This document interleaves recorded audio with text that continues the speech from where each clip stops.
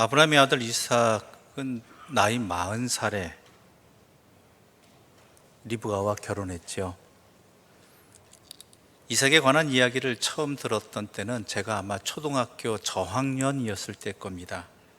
그때만 해도 40살에 결혼한다고 그러면 와, 그때까지 장가 안 가고 뭐 했대? 라는 생각이 저절로 들 때였습니다. 남자나 여자나 다 마찬가지였죠.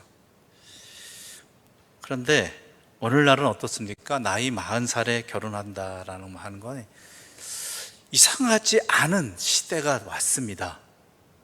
뭐 인간의 수명이 얼마인데 그 정도쯤 되면은 뭐 그럭저럭 괜찮다 싶을 나이가 된 것이죠. 그런데요, 이때도 그랬을 것 같습니다.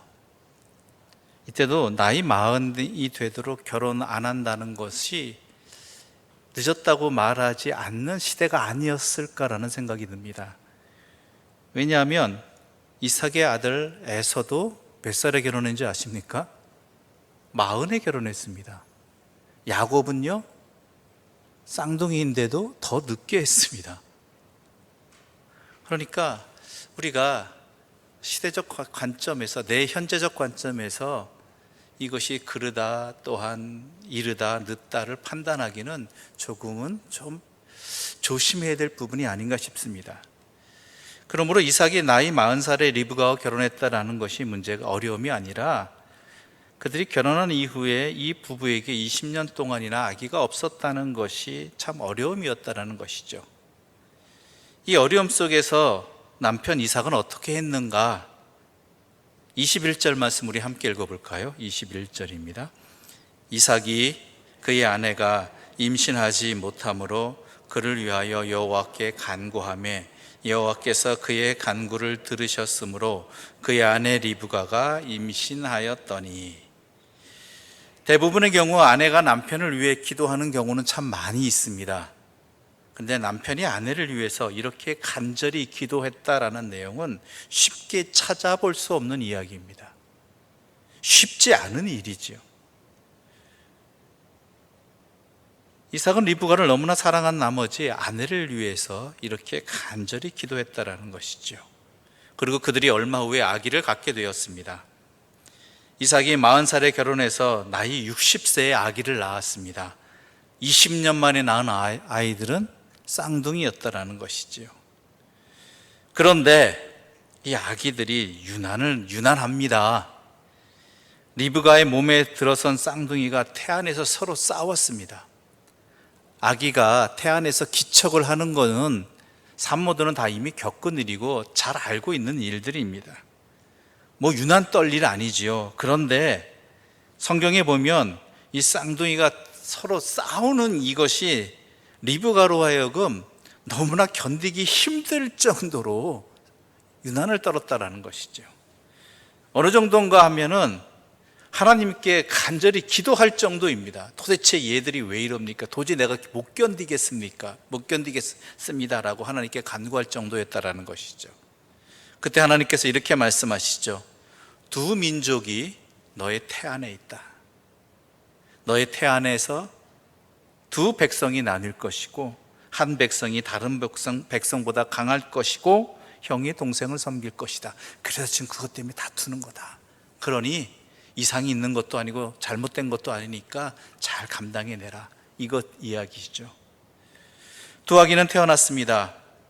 두 아이가 자라서 에서는 사냥꾼이 되어서 들판을 휘젓고 다녔고 야곱은 에서와는 다른 집 차분하고 지금 차분했던 것 같아요. 그래서 어머니와 함께 주로 집에서 이런저런 일을 했던 것 같습니다. 그래서 아버지 이삭은 에서가 사냥해온 고기의 맛을 들이더니 에서를 더 사랑했고 리브가는 야곱을 더 사랑했다라고 성경은 기록하고 있지요. 그런데요, 리브가가 야곱을 더 사랑했던 또 다른 이유가 있습니다. 또 다른 이유가 뭐냐면 에서의 결혼 때문이었습니다. 에서는 나이 40에 결혼했는데요, 이방 민족인 햇사람 유딕과 바스맛을 아내로 삼았다라고 기록되어 있습니다. 이 일이 아버지인 이삭과 아내인 리브가의 근심이 되었다라고 되어 있죠. 이처럼 리브가는 내키지 않는 며느리들로 인해서 마음고생이 심했던 것 같습니다. 그리고 밤낮으로 밖으로 다니는 에서보다는 자기와 이런저런 이야기를 나누면서 함께 집안일을 하는 야곱을 더욱 사랑하게 되었죠. 훗날 야곱을 에서의 분노로부터 지켜내기 위해서 그 야곱을 자신의 친정으로 보낼 때 남편 이삭에게 내세운 이유 중에 하나가 뭐였냐면 며느리들 문제였습니다. 이곳에서 야곱이 에서와 똑같은 며느리를 맞이할까 봐 내가 근심이 된다. 그러니 차라리 나의 친정으로 보내서 그곳에서 장가들게 하자. 이런 이유를 내세워서 야곱을 보내게 되는 것이죠. 한 번은 야곱이 죽을 쓰고 있었습니다. 팥죽을 쓰고 있었다고 되어 있죠. 그때 마침 사냥하러 갔던 에서가 배고픔에 지쳐서 집에 들어왔는데 좋은 냄새가 나더라는 것이죠. 배고프니까. 거기다가 눈에도 보기 좋다라는 것이죠. 먹음직도 한 거죠. 그래서 에서는 야곱에게 그 죽 한 그릇을 달라고 이야기합니다. 이상하지 않은 요청이죠? 같은 식구잖아요. 그런데 이 같은 에서의 요청에 야곱은 뜻밖의 반응을 보입니다. 31절부터 33절의 말씀 함께 읽어볼까요? 31절부터 33절입니다. 야곱이 이르되 형의 장자의 명분을 오늘 내게 팔라. 에서가 이르되 내가 죽게 되었으니 이 장자의 명분이 내게 무엇이 유익하리요? 야곱이 이르되 오늘 내게 맹세하라. 에서가 맹세하고 장자의 명분을 야곱에게 판지라. 장자의 명분이 뭐냐면 신명기 21장 17절을 보게 되면 구체적으로 명시되어 있는 것들이 있습니다. 뭐냐면 유산을 분배할 때 맏아들은 다른 형제보다 2배를 받게 되어 있었습니다. 이게 장자의 명분입니다. 그렇지만 이 장자의 권리는 이것에만 해당되는 것이 아니었습니다. 일상생활의 모든 면에서 우선적으로 대접받고 대우받는 것이 이 장자의 명분의 주된 권리였죠. 우리도 비슷한 것이 있잖아요. 맏아들에 대해서 우리가 더 챙겨주고 더 잘해주고, 그렇죠? 그런 거 다 겪고 보셨고 해보셨잖아요. 그런데 야곱에게는 에서가 장자라고 해서 모든 면에서 자기보다 낫게 좋게 대우받는 모습이 어릴 때부터 보며 자라서인지 그것이 너무나 싫었던 것 같습니다. 부러웠죠. 자기보다 더 특혜와 특권 누리는 것에 대해서 아쉬움도 느꼈습니다. 더군다나 야곱과 에서와 야곱은 어때요? 쌍둥이잖아요. 불과 차이 나봤자 몇 분? 솔직히 몇 초도 안 될 수도 있고요. 그런데 이 잠깐의 차이로 말미암아서 누구는 더 많이 더 특권을 누리고 있고 자기는 그것으로 인해서 차별감을 느끼면서 서운함을 느끼며 살아왔던 것들이 그게 그의 마음에 계속 있었을 것입니다. 그 마음 모르는 바 아닙니다. 그래도 이런 행동은 야곱이 잘못한 것이지요. 식구지 않습니까? 가족이지 않습니까? 식구가 뭐예요? 같이 먹는다는 거잖아요. 같이 먹는 것에선 평등하다는 이야기입니다. 이전에도 그랬고 앞으로도 그럴 것입니다. 그러니까 한 끼의 밥은요 결코 이 식구 간의 거래의 대상이 될 수 없는 것입니다. 아닌 말로 에서가 사냥해온 고기를 식구들이 나누어 먹을 때 이 고기에 대해서 대가를 치르라고 했겠습니까? 안 그랬잖아요.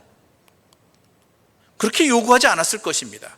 만약 그랬더라면 저는 아마 거지가 되었을 것입니다. 제 아내가 몇 끼 해줄 때마다, 저도 삼식인데요, 해줄 때마다 이 한 끼에 대해서 대가를 치르라고 한다면, 어차피 나가서 식당에 가면 돈 주고 먹을 것 아니냐, 그러니 한 끼 수고했으니까 이것의 대가를 치르라고 했다라면, 저는 이미 가진 것이 별로 없는 사람이어서 거지가 되거나 빚을 졌을 것입니다. 애선 그렇게 요구하지 않았을 거예요, 야곱에게. 길 가는 사람은 다 붙잡고 물어봐도 이 사건에 대해서, 이런 요구에 대해서 다 야곱이 잘못했다라고 말했을 것입니다. 그런데 문제는 에서입니다. 이런 생각을 해보게 됩니다. 만약 그때 야곱이 장자의 권리가 아니라 에서가 지금 갖고 있는 사냥에 쓰는 칼이나 활 또는 창 같은 무기를 요구했으면 어떻게 되었을까라는 생각을 하게 됩니다. 야곱이 형이 사냥할 때 사용하는 칼이나 활, 창을 나에게 주시오. 그러면 내가 이 죽 한 그릇을 주겠소라고 이야기했다라면 에서가 어떻게 했겠느냐라는 거예요. 아마 에서는 그 거래 받아들이지 않았을 것입니다. 그까지 죽 한 그릇 주면서 이 중요한 나의 무기를, 사냥에 쓰는 이 도구를 달라고 요구하느냐고 도리어 화를 냈을 것입니다. 왜냐하면 그에게 칼과 창, 활은요, 그의 직업이고 소유이고 그의 생명이었어요. 그의 도구였어요. 그것 가지고 밥 먹고 살고요, 그것 가지고 일하며 살아왔습니다. 그러니 그것 달라는 게 말이 되냐고 펄쩍 뛰었을 것입니다. 그런데 하필 야곱이 내세운 것은 장자의 맏아들의 권리였다라는 것이죠. 이미 누리고 있다고 생각하는 권리였고, 거래한다고 사라질 것 같지도 않았습니다. 지금 당장 이 배고픔의 문제에서는 급한 것도 아니에요. 사냥꾼으로 살아가는데, 그의 생업을 살아가는데 필수적인 것처럼 생각되지도 않았을 것입니다. 있으면 좋지만 없어도 지금 당장은 그다지 불편할 것 같지 않은 그런 것이 장자의 권리였죠. 꼭 있어야 한다고들 말하지만 더 급하고 바쁜 현실에는 잠시 미뤄도 될 것 같은 그런 것이었습니다. 아마 그래서 에서는 그 거래를 받아들였을 것입니다. 심각하게 받아들이지도 않았습니다. 대수롭지 않게 생각했습니다. 지금 당장 급한 이 상황을 벗어나는 게 더 중요하다라고 생각했겠지요. 그래서 기꺼이 그 거래를 받아들였고 맛있게 먹었을 것이고, 그리고 기분 좋게 나갔을 것입니다. 아마 에서는 자신의 이 거래, 이 이야기의 끝이 에서는 이와 같이 맏아들의 권리를 가볍게 여겼다로 끝날 그런 결론이 내려지기라고는 절대 생각하지 않았을 것이죠. 그런데 중요한 것은 이게 과연 에서만의 이야기냐라는 것입니다. 우리의 모든 상황이 사실은 선택의 자리이고, 우리의 인생은 그 선택에 따라서 만들어져 갑니다. 그리고 그 모든 선택에는 그에 합당한 대가 역시 치르게 됩니다. 돈을 선택했다면 돈 대신 치러야 할 것이 있을 것이고, 일을 선택했다면 일 대신 치러야 할 것이 있을 것입니다. 그런데 과연 우리는 무엇을 주고 무엇을 얻고 있는가 하는 것입니다. 그 선택과 결과가 에서와 다르다고 말할 수 있을까라는 것이죠. 만약 우리에게 칼과 창을 팔라고 한다면, 다시 말해서 어떤 것을 얻기 위해서 내려놓아야 하는 것이 나의 성공이었다면, 나의 사업이었다면, 우리 자녀들 같은 경우 진학의 문제였다면, 권력의 자리였다면, 내가 지금 갖고 있는 지위였다면, 더 나아가서 내가 지금 소유하고 있는 부동산이었다면 어떨 것 같습니까?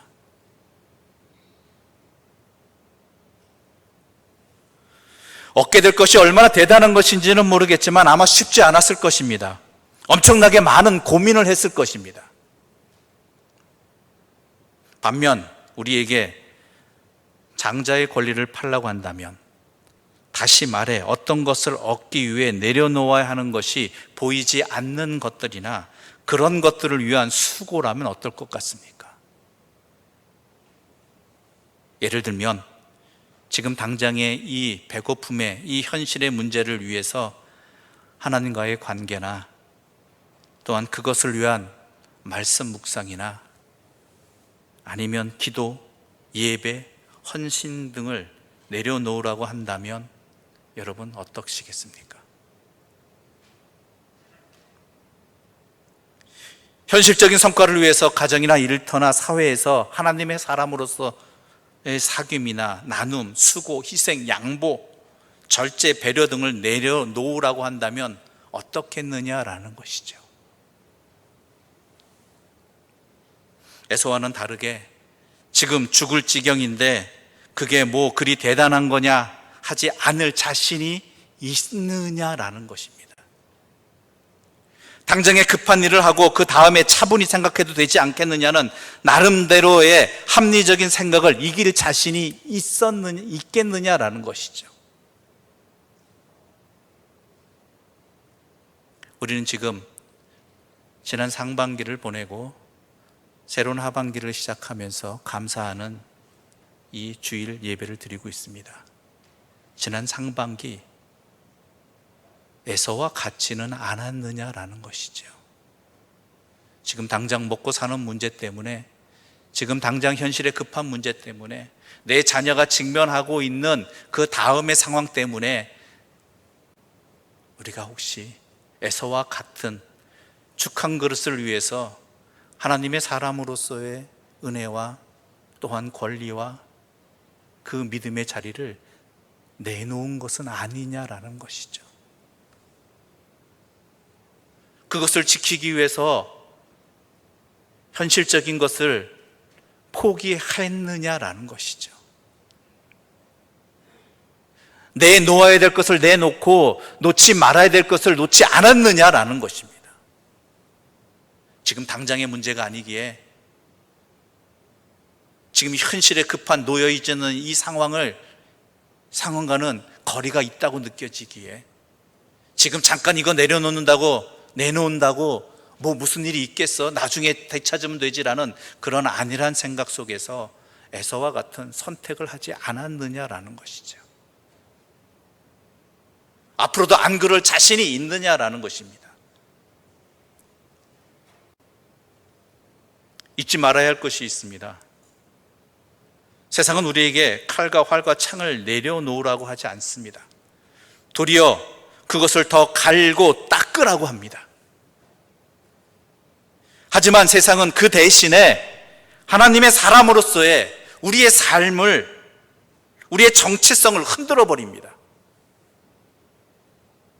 하나님과의 관계와 생명들과의 관계를 대수롭게 여기지 않도록 더 급한 일들을 만들어냅니다. 그래서 우리가 역시 어떤 거래를 하였는지 깨닫지도 못한 채 먹고 마시고 일어나서 살아가고 있을 수도 있다라는 것이죠.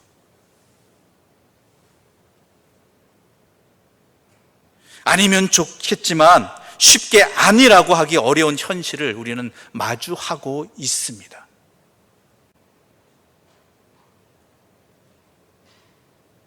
그러므로 스스로 깨어서 정신 바짝 차려야 합니다. 내가 무엇을 주고 있는지, 무엇을 놓치고 있는지, 문제에 가려진, 이 어려움에 가려진 그 진정한 가치와 의미를 제대로 볼 수 있어야 한다라는 것입니다.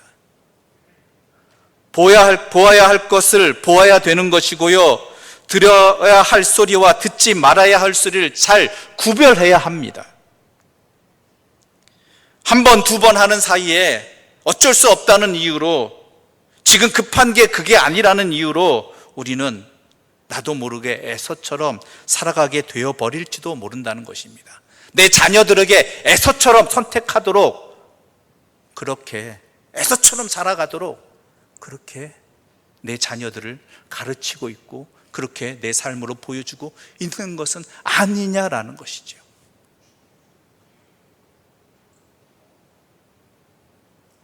내 문제는 그렇다 칠지라도 내 자녀들에게는 에서와 같은 선택이 지혜로운 것이라고, 어쩔 수 없는 것이라고, 그것이 해결책이라고 하면서 더 중요한 것을 놓치게 만들어 버리고 있는 거지. 그렇게 인식하게 만들어 버리지는 않았느냐라는 것이죠.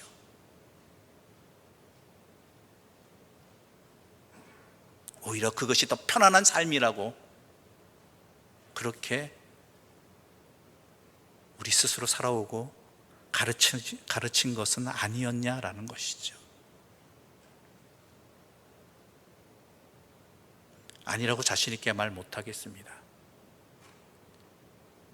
지금도 또한 우리 자녀들에게, 내 자신에게 그러한 에서와 같은 선택이 너무나 당연하게 받아들여지는, 그렇게 하는 것이 맞다고 여겨지는 그러한 현실을 우리는 살아가고 있기 때문입니다. 그러므로 놓치고 있는 하나님의 은혜와 하나님과의 관계, 특히 영생의 부분에 있어서 영원한 하나님과의 관계 속에 관계를 잃어버리는, 그것을 가볍게 여기는, 그러면서 만족하는 그러한 삶을 이제는 멈추자는 것입니다.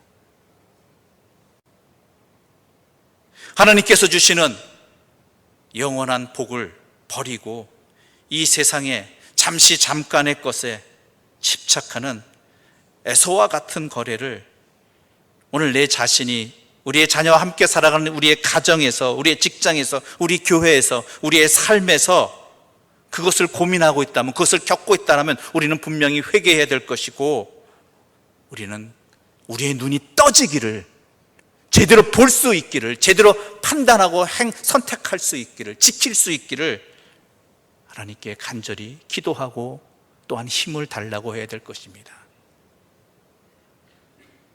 지난 삶의 자리는 회개의 자리였다면 앞으로의 삶의 자리는 적어도 이러한 것에서 조금은 더 눈이 떠진 사람으로, 조금은 더 제대로 판단하는 사람으로, 조금은 더 견디고 올바른 것을, 영원한 것을 선택하는 지혜 있는 자로 살아가는 우리 자신과 우리의 자녀와 우리의 가정과 우리 교회와 우리 모두가 되기를 간절히 소망합니다.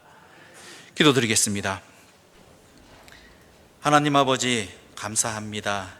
이 시간 에서의 선택의 이 말씀을 통해서 우리 자신을 분명하게 돌아보게 해주셔서 감사합니다. 그리고 회개합니다. 에서의 모습이 우리들이었습니다.